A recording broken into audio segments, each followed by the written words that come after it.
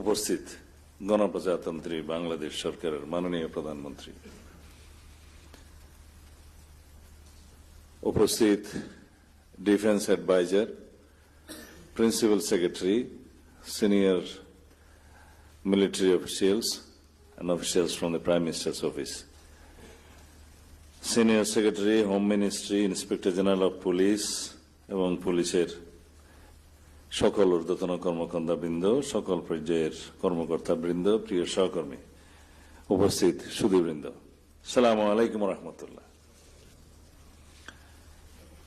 Police সপ্তাহ 2026 উপলক্ষে বাংলাদেশ পুলিশের সকল সদস্যকে জানাই আন্তরিক শুভেচ্ছা ও অভিনন্দন। আজকের এই আনন্দঘন বার্ষিক প্যারেড অনুষ্ঠানের পর রাজারবাগ বাংলাদেশ পুলিশ অডিটোরিয়ামে পুলিশ বাহিনীর এই বিশেষ কল্যাণ সভায় উপস্থিত থাকতে পেরে আমি আনন্দিত। ঐতিহাসিক রাজারবাগ পুলিশ লাইন্স মাঠে পুলিশের সুশৃঙ্খল ও দৃষ্টিনন্দন প্যারেড আমাদের মুগ্ধ করেছে। এই জন্য সংশ্লিষ্ট সকলকে আন্তরিক ধন্যবাদ জানাচ্ছি। বক্তব্যের শুরুতেই আমি গভীর শ্রদ্ধার সাথে স্মরণ করছি মহান মুক্তিযুদ্ধের লাখো শহীদকে, যাদের আত্মত্যাগের বিনিময়ে অর্জিত আমাদের এই স্বাধীন বাংলাদেশ।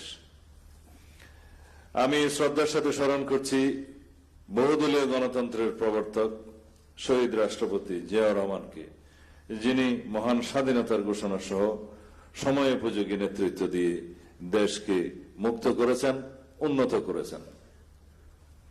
আমি আরো স্মরণ করছি তৎকালীন জাতীয় নেতৃবৃন্দকে, যারা দীর্ঘ লড়াই সংগ্রামের মধ্য দিয়ে স্বাধীনতার পটভূমি তৈরি করেছেন ও স্বাধীনতা সংগ্রামে অংশগ্রহণ করেছেন।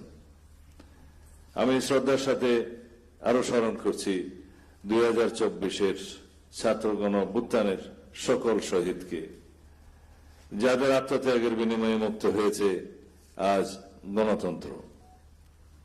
তাদের প্রত্যাশা ও গণ আকাঙ্ক্ষা অনুযায়ী বৈষম্যহীন দেশ গড়ার প্রত্যয় নিয়ে আমাদের এগিয়ে যেতে হবে। আমি আরো স্মরণ করছি আপসহীন নেত্রী, সাবেক প্রধানমন্ত্রী দেশনেত্রী বেগম খালেদা জিয়াকে, যার সুযোগ্য নেতৃত্বে বাংলাদেশে সুপ্রতিষ্ঠিত হয়েছিল গণতন্ত্র, বাংলাদেশের মানুষ অর্জন করেছিল গণতান্ত্রিক অধিকার। আমি গভীর শ্রদ্ধার সঙ্গে স্মরণ করছি সেই সব বীর পুলিশ সদস্যদের, যারা 1971 সালে পাক হানাদার বাহিনীর বিরুদ্ধে প্রথম সশস্ত্র প্রতিরোধ গড়ে তুলেছিলেন, শহীদ হয়েছেন। তারাই প্রথমে জীবন উৎসর্গ করেছেন দেশের স্বাধীনতার জন্য।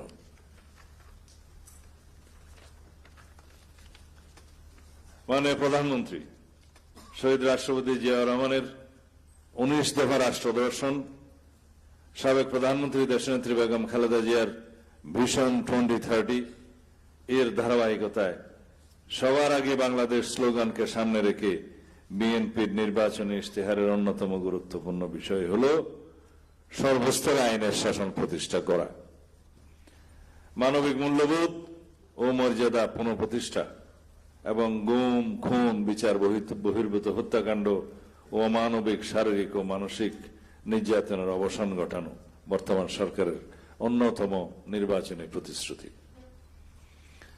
এই লক্ষ্যে মাননীয় প্রধানমন্ত্রীর প্রাজ্ঞদিক নির্দেশনায় পুলিশ বাহিনীকে একটি কল্যাণমূলক ও সেবা বান্ধব প্রতিষ্ঠান হিসেবে গঠন, জন আস্থা অর্জন, অনলাইনে অভিযোগ দায়েরের সুবিধা সম্প্রসারণ, পুলিশ বাহিনীর সক্ষমতা বৃদ্ধি, পুলিশের দায়িত্ব পালনে বিদ্যমান প্রতিবন্ধকতা দূরীকরণ ইত্যাদি বিষয়ে আমাদের সরকার নিরলসভাবে কাজ করে যাচ্ছে।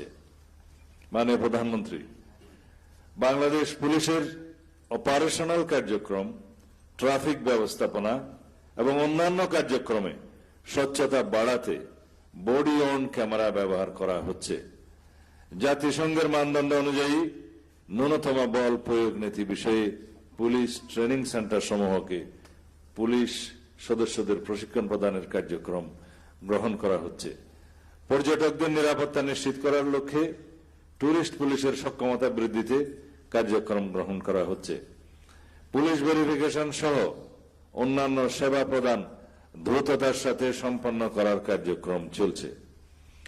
মাদকের বিরুদ্ধে জিরো টলারেন্স নীতি গ্রহণ করা হয়েছে এবং এই লক্ষ্যে 30 এপ্রিল 2026 তারিখ হতে স্বরাষ্ট্র মন্ত্রণালয়ের নির্দেশনায় দেশব্যাপী মাদকের বিরুদ্ধে সমন্বিত অভিযান শুরু হয়েছে।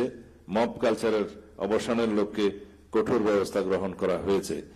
এখানে লিখিত বক্তব্যের মধ্যে দুটি বিষয় বাদ গিয়েছে, তা হচ্ছে আমরা মাদকের বিরুদ্ধে যেভাবে অভিযান শুরু করেছি, একই সাথে চাঁদাবাজ, অস্ত্রধারী সন্ত্রাসী, তালিকাবদ্ধ এবং অন্যান্য দাগী আসামি তাদেরকেও আমরা ধরার জন্য অভিযান পরিচালনা করছি। একই সাথে আমরা জুয়া এবং অনলাইন জুয়া সহ অন্যান্য মানি ট্রান্সফারের সাথে যে সমস্ত বিষয় জড়িত আছে এগুলো বন্ধ করার জন্য আইনি কি কাঠামো আমাদের নিতে হবে সেজন্য একটা বিশেষ কমিটি আমরা করে দিয়েছি, যারা একটি আইন প্রণয়ন করবে অনলাইন জুয়াকে কিভাবে আমরা অ্যাড্রেস করতে পারি এবং সাইবার ক্রাইম, মানি ট্রান্সফারের সাথে জড়িত যে বিষয়গুলো আছে এগুলো আমরা একই সাথে উক্ত আইনে আনতে পারি কিনা সেজন্য একটা স্পেশাল কমিটি করে দিয়েছি। সেই আইনের ড্রাফটটা আমাদের সামনে আসলে আমি সেই বিষয়ে বিস্তারিত আলোচনা করব।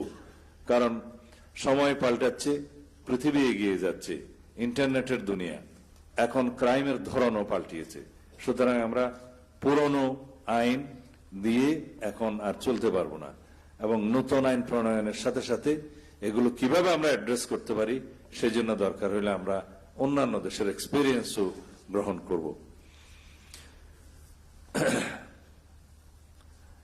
মব কালচারের বিষয়ে আমরা আগেও বলেছি, এটা প্রচলিত আইনের মধ্যে আমরা যতটুকু অ্যাড্রেস করতে পারছি করব এবং সেজন্য যদি আইনি সংস্কার বা সংশোধন দরকার হয় সেটা আমরা করব। আমি আজকে এখানে স্বরাষ্ট্র সচিব এবং আইজিপি কে অনুরোধ করছি এই বিষয়টা অফিসে আবার একটু আমাকে যেন স্মরণ করিয়ে দেওয়া হয়। এই বিষয়টি এনাক্টমেন্টের প্রয়োজন আছে। মব কালচারকে আলাদাভাবে যদি অ্যাড্রেস করতে হয় প্রচলিত আইন দিয়ে সেটা সম্ভব পুরোপুরি হচ্ছে না। প্রিয় পুলিশ কর্মকর্তা বৃন্দ, একটি আধুনিক, জনবান্ধব, সেবাধর্মী প্রতিষ্ঠান হিসেবে বাংলাদেশ পুলিশকে এগিয়ে নেওয়া প্রতিটি সদস্যের দায়িত্ব। জনগণের মৌলিক অধিকার রক্ষা ও আইনের শাসন প্রতিষ্ঠায় আপনাদের ভূমিকা হতে হবে আপোষহীন। মনে রাখবেন, জনগণকে সেবা প্রদান করা আপনাদের পবিত্র দায়িত্ব। বিশ্বায়নের এই যুগে প্রযুক্তির দ্রুত বিকাশের সঙ্গে সঙ্গে অপরাধের ধরন ও প্রকৃতি পরিবর্তিত হচ্ছে। বর্তমানে প্রথাগত অপরাধের পাশাপাশি প্রযুক্তি নির্ভর অপরাধ, সাইবার ক্রাইম, ফিনান্সিয়াল ক্রাইম এবং আন্তঃসীমান্ত অপরাধের ব্যাপক বিস্তার ঘটছে। এসব অপরাধ মোকাবিলায় আধুনিক প্রযুক্তির সংযোজন এবং উন্নত প্রশিক্ষণের মাধ্যমে দক্ষ জনবল গড়ে তুলতে হবে। ইতিমধ্যে কয়েকটি উন্নত দেশের সাথে আমাদের আলোচনা হয়েছে। আমরা পুলিশের একটি বিশেষ team, specially CID, SB, RAB এবং ফিনান্সিয়াল ইন্টেলিজেন্সের সাথে যারা কাজ করে তাদের সমন্বয়ে আমরা টিম করে পর্যায়ক্রমে কয়েকটা টিম আমরা উন্নত প্রশিক্ষণের জন্য পাঠাবো এবং সেই জন্য যথাযথ টিম গঠনের জন্য আজকে আমি অনুরোধ করছি স্বরাষ্ট্র সচিবকে, আইজিপিকে। আইন শৃঙ্খলা নিয়ন্ত্রণে পুলিশের সঙ্গে জনগণের সম্পর্ক আরো সুদৃঢ় করা জরুরি। Community policing, bit policing, open house day ইত্যাদি জনমুখী কার্যক্রমের মাধ্যমে জনগণকে পুলিশিং এ সম্পৃক্ত করা যেতে পারে। জনগণের সঙ্গে নিবিড় সম্পর্ক গড়ে তুলে অপরাধ সংক্রান্ত তথ্য সংগ্রহ করতে হবে। জনগণের আস্থা অর্জন করতে পারলে অপরাধ নিয়ন্ত্রণ অনেক সহজ হবে বলে আমি মনে করি। মাননীয় প্রধানমন্ত্রী, এখন আমি যে বিষয়গুলো এখানে লেখা আছে পড়তে যাচ্ছি সেগুলো আমাদের সিনিয়র সচিব স্বরাষ্ট্র মন্ত্রণালয় উল্লেখ করেছেন। আমি সুপারিশ আকারে আপনার কাছে পেশ করব।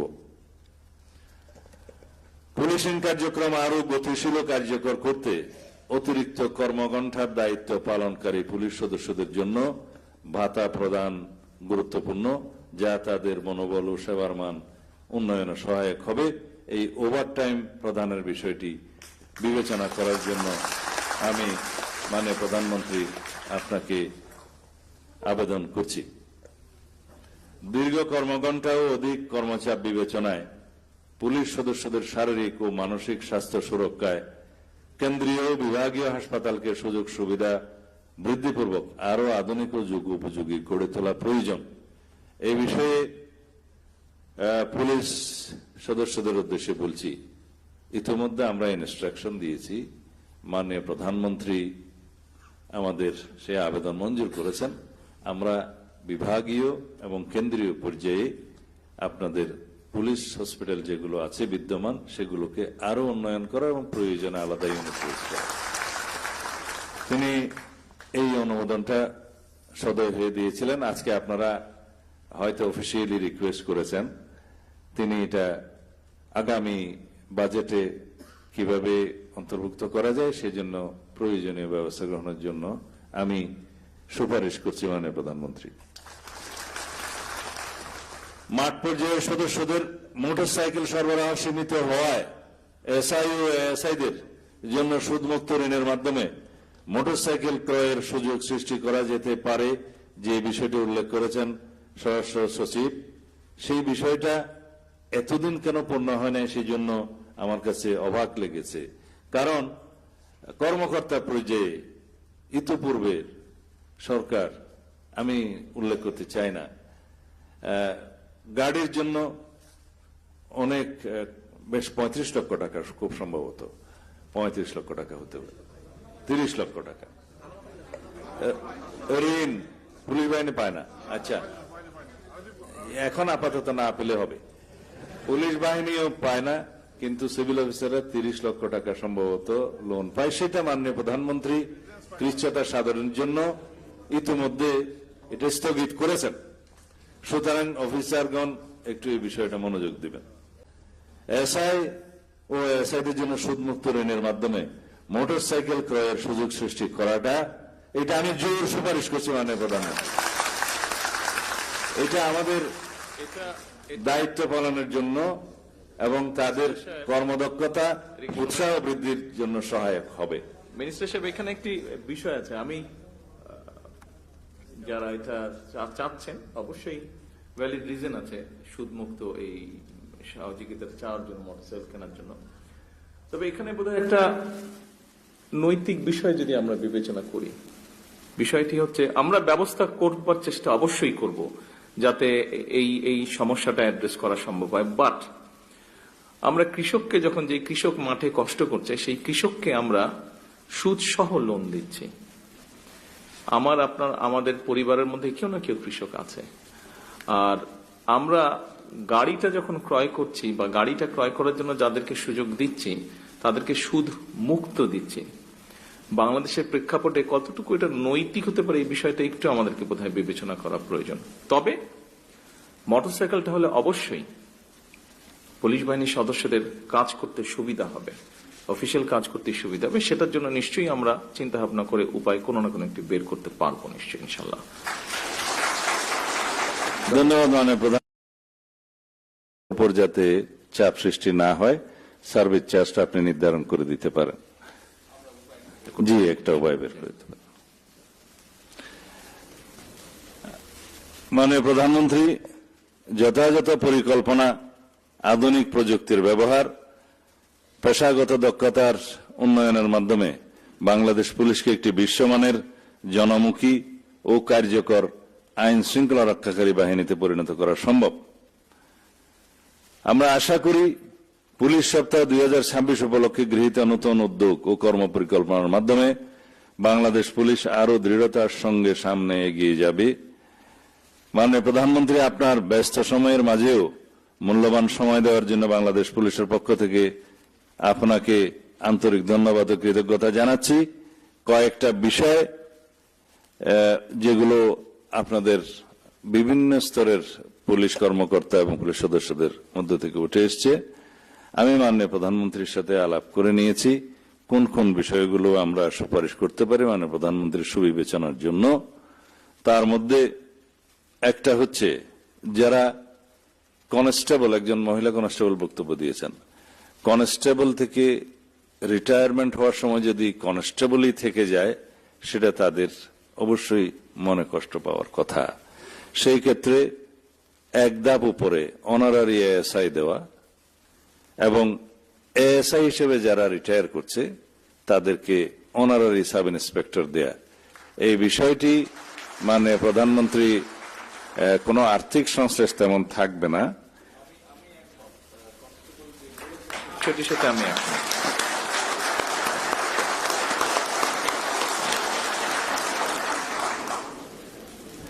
সেটা মানে প্রধানমন্ত্রী আপনি নিজে ঘোষণা দিবেন, তারা খুশি হবে। আমরা শুনতে পেয়েছি বোধহয় সবাই এটা জি। দেখলাম। আর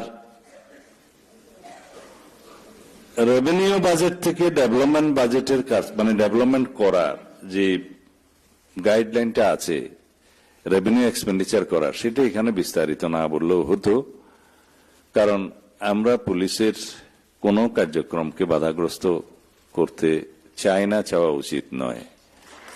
সেজন্য মাননীয় প্রধানমন্ত্রী সবার জন্য ফুয়েল কাটেন করলেও পুলিশ বাহিনীর কাজের ধরন দেখে সেই ফুয়েল বাজেটটা কাটেল করেননি। এই ক্ষেত্রেও রেভিনিউ বাজেট থেকে যেগুলো ডেভেলপমেন্ট ওয়ার্ক করা সম্ভব, এত টেকনিক্যাল বিষয়গুলো এখানে আলাপ না করে আমরা অবশ্যই এটা সহানুভূতির সাথে বিবেচনা করব ইনশাআল্লাহ। আর অন্যান্য বিষয়গুলো আমি এখানে অ্যাড্রেস করতে চাই না। যে বিষয়গুলো বিস্তারিত আলোচনার দাবি রাখে সেগুলো আমরা মিনিস্ট্রিতে আমাদের নিজেদের মধ্যে আলোচনা করব। যে সমস্ত দাবি উঠে এসছে অবশ্যই সেগুলো যৌক্তিক দাবি, যেমন পুলিশের জন্য আলাদা স্কুল করা যায় না বাহিনী, এটা তো অনেক বাহিনীর মধ্যে আছে, আপনারা নিজেরা চাইলে এগুলো রেইজ করতে পারেন। আমি দুটো বিষয় আজকে মাননীয় প্রধানমন্ত্রীর কাছে অনুমোদন নিতে চাই। হ্যাঁ, সেটা এখানে না, আমি দুটো বিষয় মাননীয় প্রধানমন্ত্রীর কাছে আজকে অনুমোদন নিতে চাই। এই পুলিশ বাহিনীকে বিগত 2-2.5 মাসের মধ্যে মনোবল বৃদ্ধি করার জন্য, সুশৃঙ্খল অবস্থায় নিয়ে আসার জন্য রাত দিন আমরা পরিশ্রম করেছি, তারা সবাই পরিশ্রম করেছে। তার কয়েকটি ইনস্ট্যান্স আমি এখানে দিতে চাই। জঙ্গল সলিমপুরে যে অভিযানটা সমন্বিতভাবে আমরা সশস্ত্র বাহিনীর সহযোগিতায় পুলিশ বাহিনী, র্যাব, কোস্টগার্ড সহ সবাই সম্মিলিতভাবে যেভাবে আমরা অপারেশন করে সাকসেসফুল একটা নজির স্থাপন করেছি, ওই জায়গায় আমরা 2টা একাডেমি স্থাপন করতে চাই মাননীয় প্রধানমন্ত্রী। কারণ হিউজ রিক্রুটমেন্ট আমাদেরকে করতে হচ্ছে, কিন্তু ট্রেনিং ইনস্টিটিউট একাডেমি আমাদের সীমিত নাই। সেজন্য ওখানে আমাদের জায়গাটা আমাদের দখলে আছে, আর এখানে র্যাব এবং পুলিশ অলরেডি দেয়ার। আমরা দেখতে যাব ওখানে যদি আমরা 2টো একাডেমি করি তাহলে আমরা যে জনবলটা রিক্রুট করতে চাচ্ছি সেই জনবলের ট্রেনিংটা আমরা অতি শীঘ্র দিয়ে বের করতে পারব। আর বিশেষ কিছু বলবো না, অনেক সময় হয়েছে। শুধু আহ্বান জানাই, 2026-এর পুলিশ বাহিনী বাংলাদেশের জনপ্রত্যাশা অনুযায়ী চলতে হবে, জন আকাঙ্ক্ষা পূরণ করতে হবে। এখন মানুষের প্রত্যাশা আসমান সমান, মানুষ গণতান্ত্রিক পরিবেশে তার অধিকার প্রয়োগের জন্য সবাই খুবই সচেতন। সুতরাং সময়ের সাথে তাল মিলিয়ে মাননীয় প্রধানমন্ত্রীর যে কর্মসূচি ঘোষণা করেছেন 31 দফার ভিত্তিতে আমাদের যে নির্বাচনী ম্যানিফেস্টো, সকল কিছু বাস্তবায়নের জন্য প্রথমেই প্রয়োজন দেশের আইন শৃঙ্খলা পরিস্থিতিকে স্টেবল এবং সমুন্নত রাখা। সেটার প্রতিশ্রুতি যদি আপনারা দিতে পারেন, ইনশাআল্লাহ আপনাদের এই প্রতিষ্ঠানকে দিনে দিনে আরো উন্নত করার জন্য, আপনাদের সমস্ত চাহিদা পূরণ করার জন্য আমরা অঙ্গীকারাবদ্ধ থাকব। সাবজেক্ট টু দ্যাট, ঠিক আছে? সবাই রাজি ইনশাআল্লাহ।